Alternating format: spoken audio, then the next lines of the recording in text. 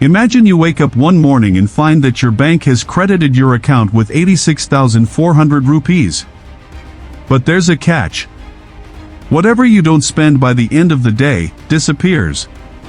The next day, another 86,400 rupees arrive, and the same rule applies. What would you do?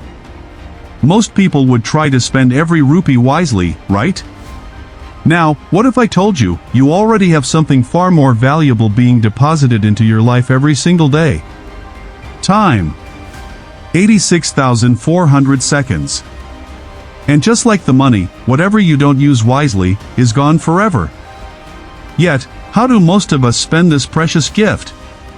Scrolling endlessly on our phones, lost in pointless arguments, wasting hours on things that bring no real benefit. And then we complain. I don't have time. But the reality is, we waste it. Ask an old man on his deathbed what he regrets the most, and he won't say, "I wish I had watched more TV," or "I wish I had spent more time on social media."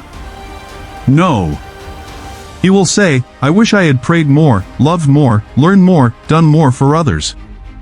Think about the great people in history. Imam Bukhari spent 16 years compiling his book of Hadith.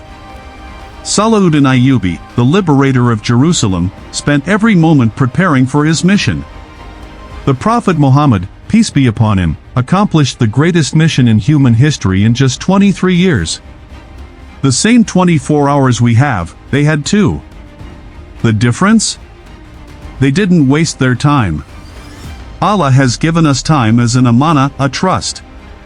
And on the day of judgment, one of the first things we will be asked about is how we spent our time. The Prophet, peace be upon him, said, "A servant's feet will not move on the day of judgment until he is asked about 4 things, and one of them is his life, how he spent it." The choice is ours.